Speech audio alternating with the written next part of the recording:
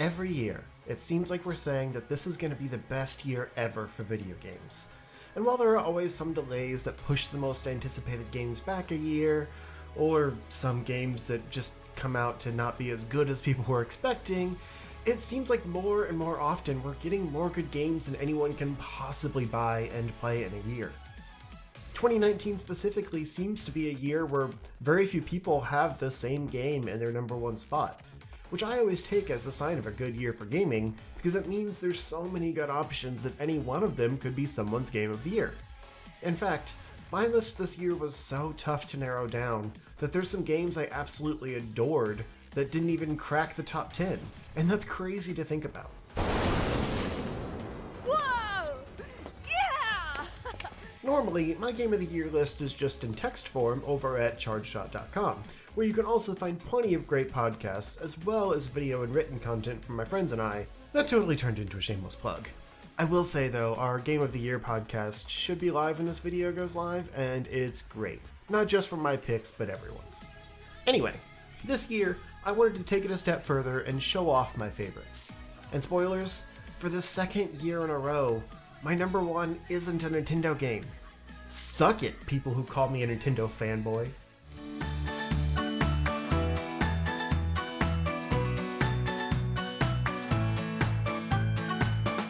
Number 10.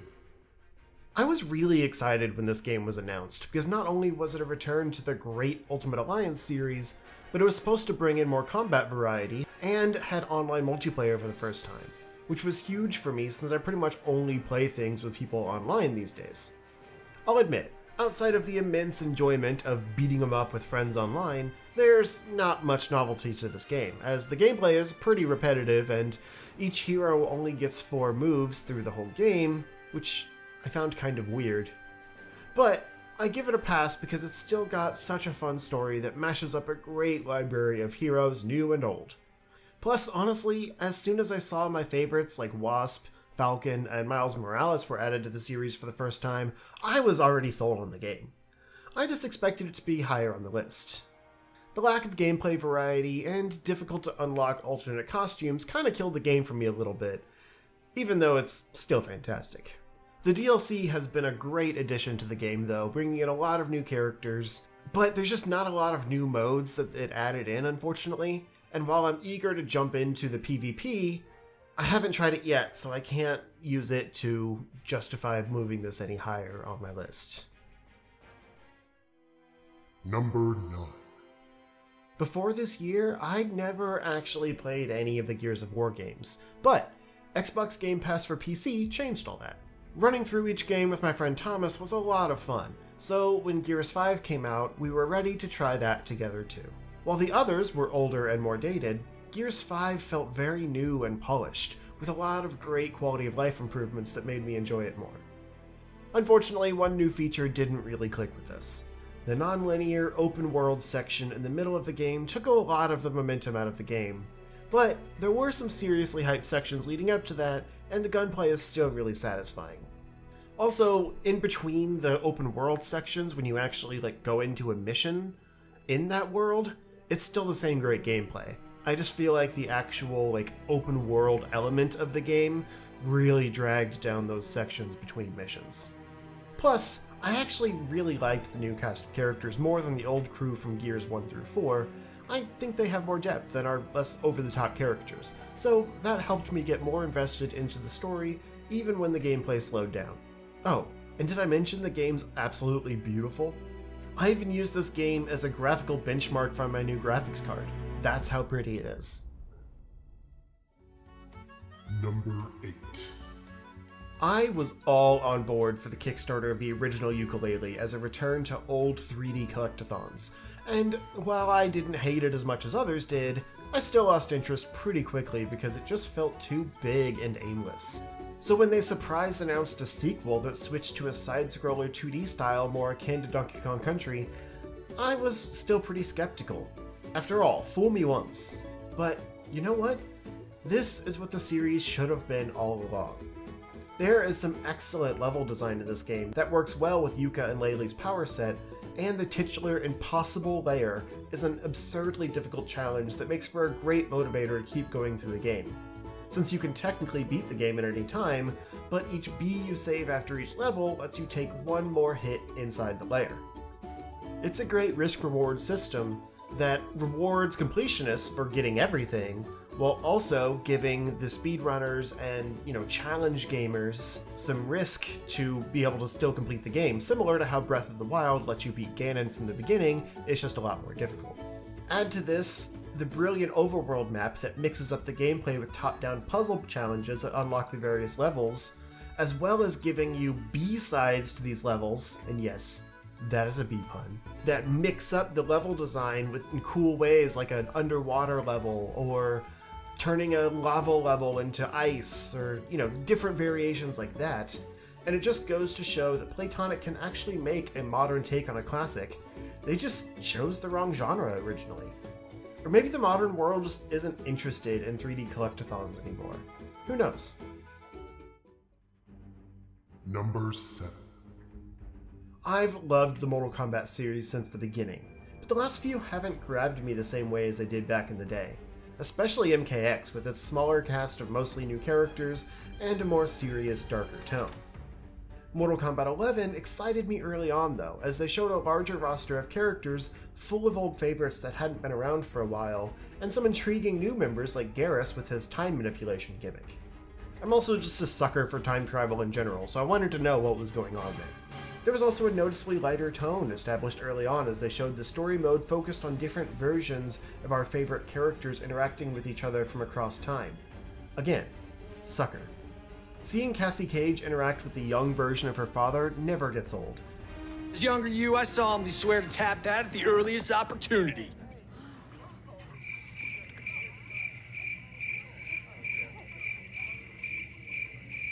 And it also allowed for more backstory of new characters that didn't really click before, like how they fleshed out Jax's daughter. Aside from just the story though, they really improved the combat in this game to add a ton of new mechanics that make it more competitively viable. Not that I'd know, I suck at it, but my friends tell me that it's more competitively viable. They also made the crypt even more interesting than it was in MKX, and that was already one of my favorite features in that game. Though, in this one it is disappointingly ugly on the Switch. One of the features I was most excited about feels like a butchered afterthought in that version. But I'm happy to say the rest of the port was done really well, so the crypt being bad doesn't knock it too far down my list, because I know it's still a good feature, just not in this version. And with all of this, I haven't even mentioned the level of character customization in this game, both aesthetically and the ability to switch out movesets. While a lot of that ties into the sleazy WB monetization stuff, there's still just so much in this game. It really impressed me. Number 6. This is another series I've always loved but haven't really clicked with the last few entries. The last generation I actually beat was 5th gen with Black and White, and even then I didn't get very far with the sequels because the novelty of having all new Pokemon had worn off. But maybe it was the switch to console and HD with this generation, or maybe I was just in the right headspace to enjoy the game this year, but I actually really liked this one. It helps that this gen is full of some fantastic new Pokemon, to the point I had a hard time narrowing down my final team, and I'm still not sure I'm satisfied, though I'm in the post-game so I guess it doesn't matter much now. It's weird though, there's a lot of things that don't feel right about this game. Like how the progression is fairly generic. Very little in the way of hideouts to explore or multi-level caves to detour through. Instead, it's a pretty straightforward journey from route to gym to next route again, with only the wild area to mix it up. And even then, it's just a fairly empty, open space to catch stuff in. As well as, do raid battles and that kind of cool stuff. But, speaking of the wild area, the online connectivity is a boggling step backward from past games, with one example where a friend and I, on a Discord call together, took 45 minutes to connect to each other to trade. It was infuriating. But the more cinematic quality of the games, mixed with the updated balance thanks to Dexit kind of resetting the status quo, all just combined to make these games simpler, yet satisfying. At the end of the day, Pokemon is a series about collecting monsters and gym badges, and this game just does both of those really well, thanks to a lot of great quality of life improvements, and a stellar collection of new monsters that make up for all its other shortcomings. Number 5. The first Mario Maker game was a revelation. It's like the world stopped, and everyone from your little brother to established developers all wanted a piece of it. So naturally, the sequel would improve on the original in every single way.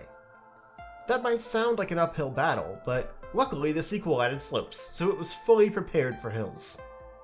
I'm really proud of that joke.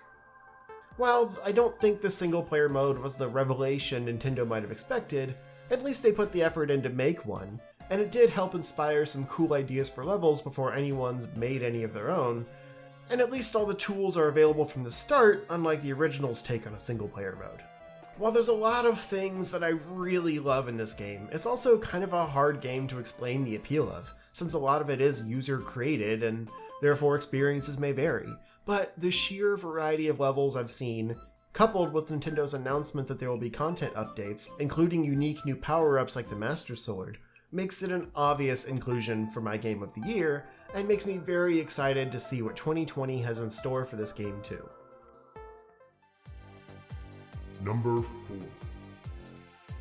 This was such a surprise announcement early in the year, as a weird kind of spin-off / follow-up to Crypt of the Necrodancer, and the final game did not disappoint. In a different year, this could have honestly been my game of the year, which is saying a lot for a licensed indie game, but the industry has been too good to us lately. I even did a video before this game came out on why it was such a big deal. That's how excited I was. The way it combines the procedurally generated rhythmic combat gameplay of Crypt with the item collection progression system of Zelda doesn't seem like it should work, but it's a surprisingly natural fit. And honestly, if you look back at Crypt of the Necrodancer, it's pretty easy to see how they could adapt that to the Zelda gameplay style, especially since that game even has collectible hearts and upgrades and things like that. It's just weird to think of Zelda as a roguelike. But luckily, since I'm not a big fan of roguelike games, it takes those elements pretty lightly. You still lose progress on death, but it only takes away the temporary buffs and rupees, and then randomizes the map again, so you have to find secret caves and things like that again. You still have to collect the 4 dungeon instruments and heart containers, and there's the usual progression items like the bow and hookshot, which can be upgraded and kept on death, so it bypasses my hatred of those procedurally generated games by still helping you feel stronger as you go, as well as having an overall narrative to complete by the end, rather than just being a series of continuous random runs. It really is the best of both worlds, and it's just a lot of fun to play. Plus, it's still extremely challenging while being more accessible than other roguelikes, so it doesn't ostracize new players or people that only have experience with Zelda games. Number 3. I know I'm following up Zelda with more Zelda, but that's kind of on brand for me, don't you think? Anyway, this is a 3D remake of one of my favorite entries in the series, and is easily the definitive version of this game. While the weird art style had to grow on me over time, it really is one of the prettiest games on Switch, and the quality of life improvements they added make all the difference, such as setting key items like sword, shield, and Pegasus boots to buttons instead of needing to be equipped. It means a lot less time in menus for a much smoother gameplay experience in what's already one of the most tightly designed Zelda games. I also love the new visuals in the dungeons, as they make each one look distinct and fresh so it felt like a new game even though everything was laid out the same way I'm used to. The overworld feels fresh too because it's not set up as multiple screens like it used to be, so it flows with the player and feels less segmented off than before. This also helps visibility for secrets as there's more screen space to see areas you might not be able to reach, and the ability to add symbols on the map will help you keep track of those secrets for later, which is huge for completionists. Add in a few new features, such as the chamber dungeons that mix things up from the main game, and there's a lot to love here. Though I've heard the chamber dungeons are a bit divisive from some other people, but they're also optional. Sure, you could argue this is just a remake, it shouldn't be this high, but there's so much love and care put into modernizing it for an audience that might have never played the original game. Plus it's my list, back off. Number 2. I was sure this would be my game of the year from the moment it was announced as a new choice-based FPS RPG from the original creators of Fallout. And yet here we are. But its place at number 2 doesn't diminish how fantastic it is. It just means it's been a really good year for gaming. This game is basically everything I wanted Fallout 4 to be and more, but way less glitchy and on a fraction of Bethesda's budget. The choices you make in the game have more nuance than just doing one thing or the other, and even when I thought the option I wanted to do wasn't possible, it turned out it was. I just had to trigger it a different way than I expected. Which still wasn't ideal, but at least I could do it. It always bothers me in games where something should be possible, but it's not coded in so you can't do it, even when you think your character would do it. Just breaks the immersion. And even better, the companions you collect along the way are also more nuanced than just, I help in battle and give you an extra skill, because they have quests of their own to complete with you, and also have input in your choices through the dialogue tree.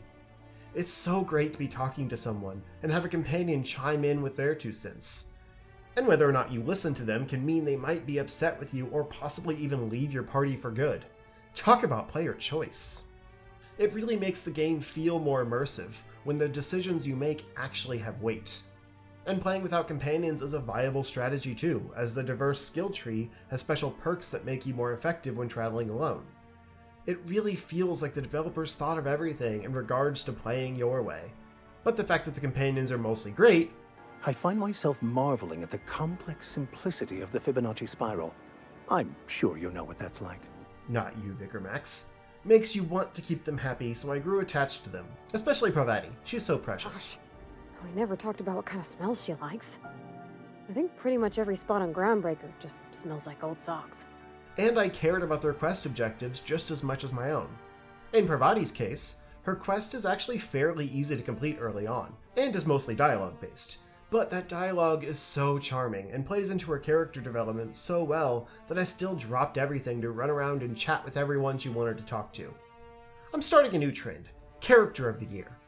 Pravati wins, no contest. But seriously, I know I'm only touching on one aspect of the game, but the rest admittedly isn't that special. If you loved Fallout 3 in New Vegas, you kind of know what to expect here. The shooting feels fine, but kind of dated and chunky.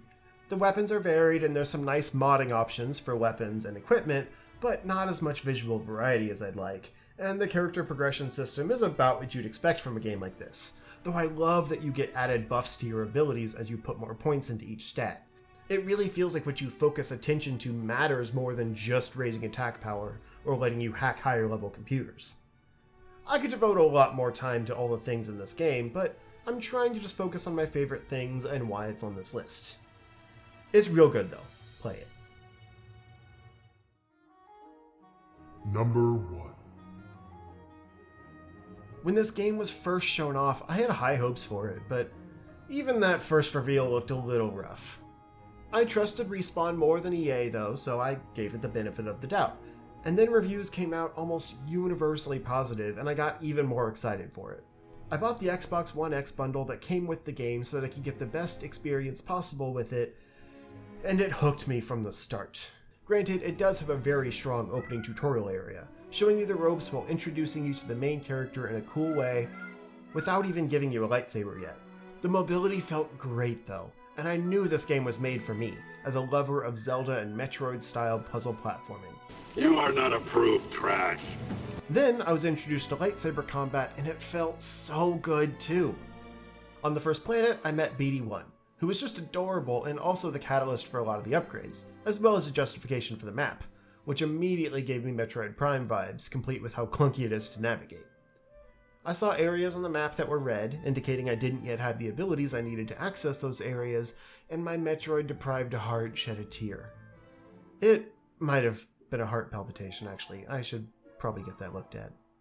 Without giving you a play-by-play of everything I love about this game in order, because trust me, I could, let me just simply say that it checks every box I've been craving lately. From the rich combat variety, to how much stronger you feel with each new power you get, to the awesome and unexpected puzzle temples you get most of the upgrades in, they really should have marketed this more as a Metroidvania than a Souls-like action platformer. And one of my favorite things is that all the game gimmicks are justified in-game. I already mentioned BD1 fills out the maps you go, but new abilities are either augments for him, or Cal, our main character, remembering his training as a youngling, since he's lost a connection to the Force while being in hiding for years. The same goes for the skill tree, which is essentially a tuning to the Force through meditation, where you can save or rest, as well as put your experience toward becoming a more powerful Jedi through new combat moves, more life, etc. I always appreciate when games go the extra mile to justify their game mechanics. It's far from a perfect game, though. Remember how I said I wanted the Xbox One X for the best experience? Yeah, it still had some serious graphical glitches, frame rate stutters, and wacky animation issues. Not to mention, sometimes the controls seem to actively work against you, especially with rope swing physics. And the graphics themselves can be inconsistent, with a compelling story told through some fantastic motion capture performances from Cameron Monaghan, Deborah Wilson, and more. My connection to the Force is damaged. When I meditate, if I let my guard down, I lose control. And it's like I'm back in that moment. You survived, Cal. And you're not alone. Not anymore. But then some absolutely ugly looking Wookiees, for example. You'd think if they're gonna include an iconic planet like Kashyyyk, that they'd take care to make the inhabitants look good. Why not just use a different planet instead, with a less furry species? My complaints with the game are all nitpicks, though. None of this took away from how great it felt to actually play. Except the stupid long loading screens. This game takes a lot of inspiration from the Dark Souls games in regard to combat, and while I've never gotten super into those games, I actually really enjoyed the challenge here, though I did play on Jedi Knight difficulty because I'm basic. What I didn't enjoy, though, is the long respawn loads when you die, which, for me, was a lot. If you're going to model your game around a difficult series notorious for causing a lot of character deaths, maybe make death respawn times a priority during development. Waiting upwards of a minute to reload, just to fight the same boss and die again 5 minutes later, got old sometimes. On one side, it motivated me to get better because death felt like such a punishment due to the wait time, but on the other hand, it artificially inflated the amount of time it took to finish the game to the point where I'd stop after a death rather than wait to retry in hopes of beating it next time. Sure, this is still a nitpick, but it's a more notable one that actually detracted from the experience since it could diminish that adrenaline rush of a good fight. Complaints aside though, this game just struck a chord with me in all the right ways to the point where I was pretty close to 100% completing it. But then I remembered that most of the treasure chests are just cosmetics I didn't care about anyway, and the maps are fairly large with no fast travel, so I just got as much of the optional power-up items I could find without too much backtracking and then moved on. But it's not an experience I'll forget anytime soon. And like Spider-Man on PS4 last year, this is one that as soon as the credits rolled, I wanted to jump back in and start over. To me, that's the mark of a great game. Well, there we have it, my top 10 games of 2019. Well, this wasn't quite a legendary year of gaming like we got in 1998 or 2001, which are universally agreed as some of the best years in gaming ever, I'll still look back at 2019 as the year pretty much everyone got something they wanted. And also the year Kingdom Hearts 3 finally came out and disappointed everyone. Ah yes, that was a fun time in the world. Will 2020 be a strong enough year to surpass 2019? With all that's announced so far, I think it's bound to, but I guess we'll have to tackle that topic another time. Until then, here's to another great year for nerds. Video games are cool, y'all.